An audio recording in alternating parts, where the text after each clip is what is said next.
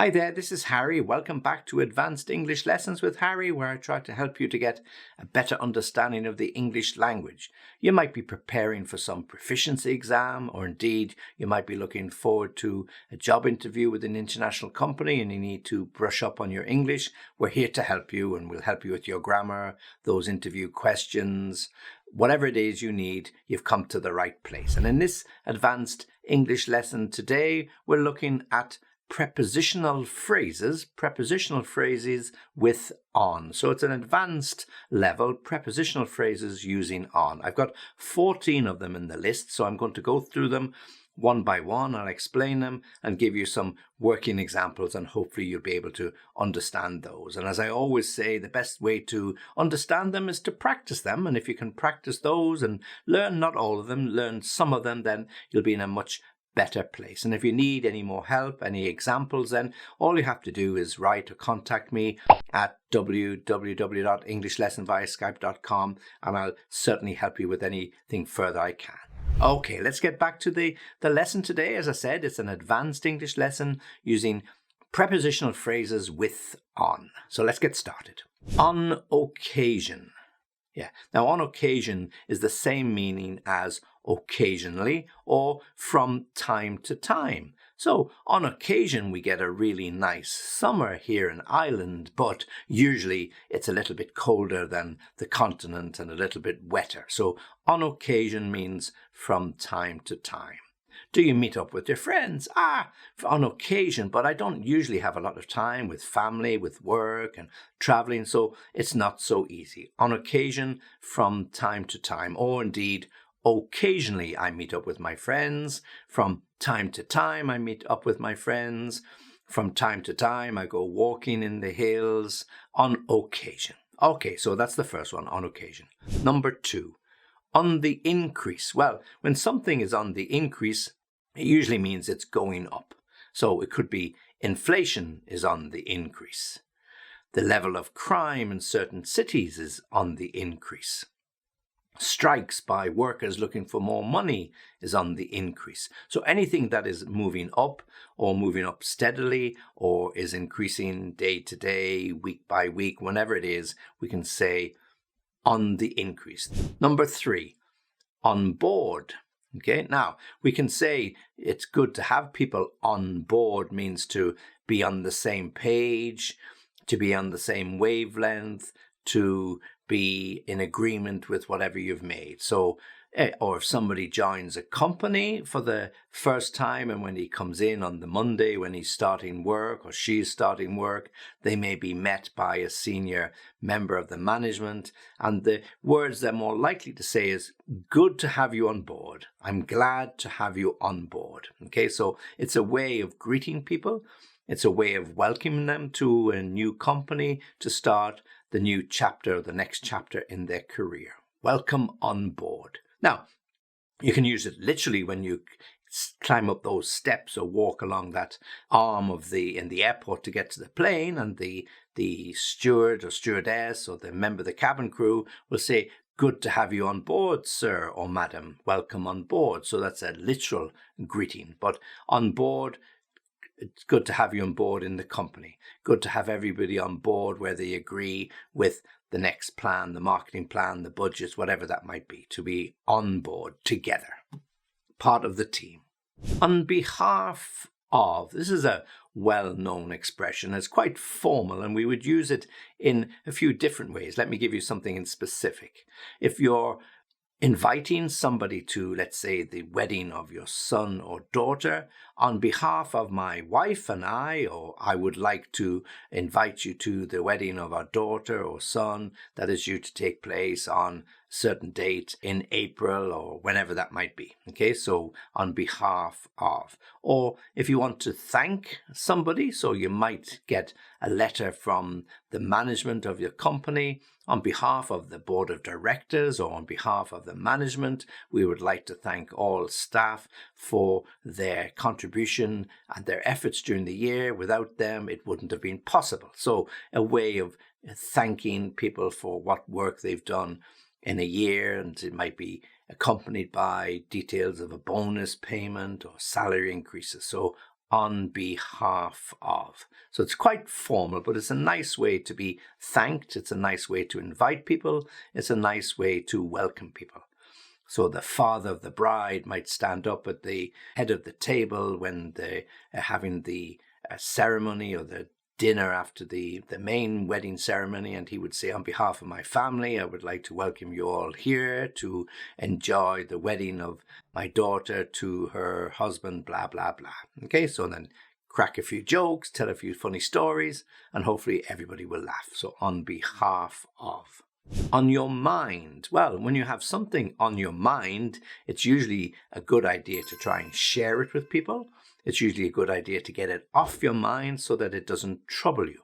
I've had something on my mind all day and I've been meaning to say it to you. Or I've had something on my mind all week and I would really like to discuss it with you. So if you've got a problem with one of your colleagues or one of your classmates or a friend, and there's something irritating you, something bugging you, and it's on your mind and you really can't sleep, so you'd really like to discuss it, you'd like to get it off your mind, put it out there so that you can explain to your friend what the problem happens to be. You just want to discuss what is on your mind, okay? Or if you sit down with the boss, you've told him that you'd like to meet him for 10 or 15 minutes, and he might say to you, well, yeah, what's on your mind? So he asks the question, quite an open question, what's on your mind? What can I help you with? What's your problem? So then you have the opportunity to present your particular position to your boss so that you can discuss it hopefully openly. So on your mind, something that you want to discuss, something literally you want to get off your mind and you want to share it with him. On strike. Well, on strike is quite a popular expression, particularly in modern times when inflation is rising and salaries are not rising at the same level to meet the cost of living and the cost of inflation. So workers often go on strike. They might be the train drivers, the bus drivers, the nurses, the doctors, whoever it is that really feel that they play a very, very important part in the development of the economy, feel that they're not getting paid enough for the job they do. So they approach their union representatives who try to discuss it with management, try to get some reasonable pay deal that will go some way to covering the cost of inflation. And if they don't get what they want, then they have a vote among the members, the nurses, the doctors, the bus drivers, the train drivers, and then they vote to go on strike. And on strike means to stop working for a period of time until management make an offer or a better offer that they can consider. So to be on strike means to stop working for days, weeks, whatever it might be. Next expression, and this one is number 7, on end. Now, we use this in quite an unusual way, so I'll give it to you and then I'll explain what it means. What it really means, first of all, is that something happens continuously over a long period of time. It has been raining here for days on end. So what it means is it has been raining continuously for 2, 3 or more days without any stop, and there's no sign of it letting up. Yeah? So when something happens for days on end, then it's continuous, snowing for days on end. The temperature has been low now for days on end. The wind has been howling or blowing for days on end, meaning one day after another, after another, after another. Okay, so usually when we're talking about weather, we can refer to it as something happening for days on end, and usually it's not good. It's not the sun was shining for days on end. It was either raining or snowing or the wind was blowing. Okay, when other things are on end, they could be turned upside down. So as a result of the very strong wind, the cars or bicycle sheds or something was on end, meaning turned upside down. So we're always, again, talking about weather situations. Okay, so then we're on to number 8. Number 8 is on your own. So we can use this in a couple of ways. You can be left on your own. So your wife or partner, whoever it happens to be, he or she, goes off for a day or 2 days with their friends, and you're left on your own. So you have to look after yourself. You have to get your own meals. You have to occupy yourself. And some people like that because it's a bit of free time for themselves, a bit of me time, nobody to interrupt. You can sleep late, go to bed late, whatever you have to do. So you're left on your own. Or you can also be on your own in relation to a particular problem. So let's say there's an issue in the office and you're talking to your colleagues over the coffee machine or in the canteen, and you say, we really should approach management about this issue. We should sit down and tell them how unhappy we are. And if we all come together, I think, we'll probably make some progress and they'll probably listen to us. And a couple of your colleagues say, I'm not going to do that. You're on your own, meaning you'll have to do it by yourself. I'm not prepared to risk my career by going up to management. Perhaps they don't trust management. Perhaps they don't have a good feeling about management. So in relation to the problem, I'm sorry, you're on your own. You'll have to fight your own corner. You'll have to fight for yourself and by yourself. So you're on your own. Bit like the movie Home Alone. Yeah, so Home Alone, so you're on your own, you're all by yourself. Now, the next one we have, the next expression is on time. And I've already done a lesson about expressions about time where I set out the difference between on time and in time. So there's a reference of it here, so you should check it out just if you're a little bit confused between the difference about on time and in time. When we're talking about on time, we're talking about being on time for a meeting. Okay, so it's all to do with schedules. Okay, so scheduling or scheduling, depending on which way you wish to pronounce that. So, if you're on time to have the meeting with your boss, you don't want to be late. If you're on time for the hair appointment that you've made, or indeed the train is going to leave on time according to the announcement in the railway station. So on time. But as I said, there's a particular lesson that I've already done about expressions of time, and they set out in very clear detail the difference between on time and in time, because they can be quite confusing. Okay, number 10 is on foot. Okay, now this is about walking. How did you get to the appointment? Because the trains were on strike. I went on foot. It's not such a long walk, maybe 25, 30 minutes. If you've got a comfortable pair of shoes and good socks, then you'll get there in no time. And I like walking, so I went on foot. I like to go on foot because I can look around and see what's happening in the town, in the city. If you're traveling by metro, you see nothing because you're underground or the train is traveling very fast. But when you're on foot, you notice a lot of different things. Now, we also use expressions like to go by bicycle or by car. So, if there's a train strike or if the trains are not working because of snow or bad weather, then we can go on foot to the office. We can go by bicycle to the office. We can go by car, but always on foot. Number 11, on a spree. A spree usually means a spending spree. Just before Christmas, people like to buy presents for their friends and family, any excuse to go into the shop. So they love the opportunity to go out and spend money, usually the bank's money, so it's okay. So they're on a spending spree.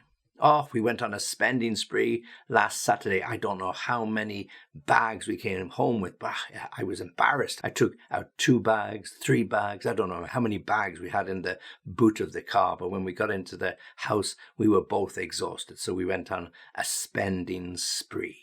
So if you have a new outfit or 2 new outfits and 2 days in a row you're going to the office with a new suit, new dress, whatever, your friends look at you and go, wow, you must have been on a spending spree in the last few days. So on a spree means to go a little bit crazy, a little bit mad, but slightly out of control, where doing something that you don't normally do. Okay. Now we can also use the expression to describe a spree of break-ins or robberies. So if the police have noticed that in the last 3 months or 4 months there's been an increase in crime in the area, so some gang of criminals have been on a spree of breaking or stealing cars. So you can also use it in that context, something wide, something big, something continuous, something that goes on for a long period of time. Number 12, on the move. Okay, so when we're on the move, it means literally that we're going from one place to the other. We can use it when we're talking about changing jobs. I see Michael is on the move again. He must be getting bored. I heard he's handing in his resignation and he's moving to the opposition, moving to another company, one of the competitors. Yeah. Okay. So to be on the move in terms of your job. Or sometimes we just like to be on the move all the time so that we don't get bored. Yeah. So some people are very restless. They don't like sitting still. They get up, they walk around, they go for a cycle, they go for a walk, they go for a run, they go to the gym.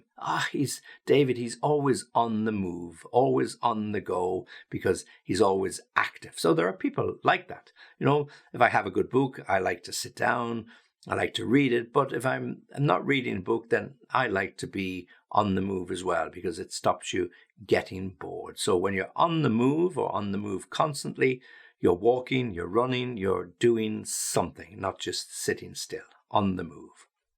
Number 13, on reflection. Well, on reflection means when you've had time to think about something. Okay, so on reflection, I don't think I should have said that, so I want to make an apology. So if you said something at a meeting or in discussion with your friends and off the top of your head, you said something that might have caused offense, you might come back the next day and said, to be honest, on reflection, I really shouldn't have said what I said. I didn't really think about it clearly enough. And if I upset you or if I in any way insulted you, I really apologize because that was not my intention. So on reflection means looking back, thinking about something you did or something you didn't do, then, and usually it's about words, then you may want to offer some form of an apology. And you often hear it from politicians, you hear it from stars who have been caught slightly off guard when a press or journalists have come to ask them questions and they give some off the top of the head comment and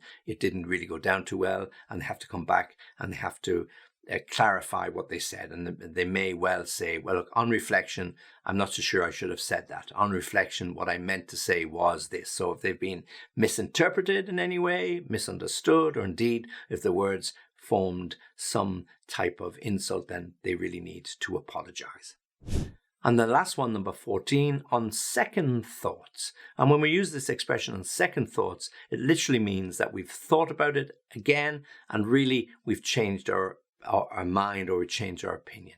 Yeah. Now, it could be simple. You're sitting in the restaurant and the waiter comes over and he asks you what you want to have, and your partner says that he or she will have a glass of wine, and you say, oh yeah, I'll have a glass of wine as well. And then just as the waiter's walking away, you say, no, listen, on second thoughts, just bring me a soft drink. I might have a glass of wine with the meal. So that's a very simple way to use it. Or it could be something a little bit more serious when you received some job offer and at first you were very flattered to get the offer and you thought that, yeah, this was the job for you and it would be time to move.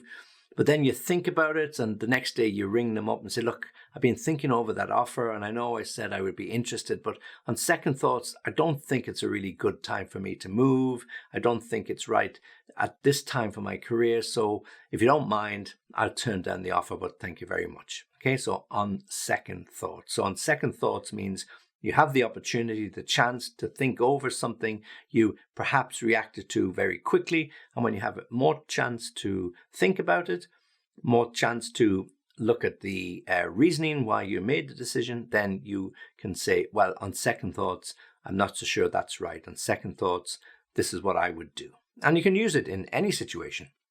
As I said, when you're at the restaurant, you're in a business meeting, you get a job offer, whatever it happens to be, if you think or you believe that you want to change your mind, then you can introduce that with, look, on second thoughts, I think we should do that. Okay, so that's the 14 prepositional phrases with on. Okay, so yeah, they're not so difficult. It is advanced English. So as I always say, you should try and practice a few of them. And if you can get the hang of a few of them, then introduce them into your own conversations and then see how you get on. And if you need any more help, I've given you my address. You can contact me and we'll be very, very happy to help you further.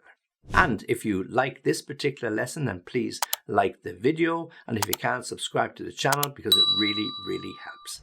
Okay, well, that's all for this particular lesson. Thanks for listening. Thanks for watching. This is Harry saying goodbye, and join me for the next lesson.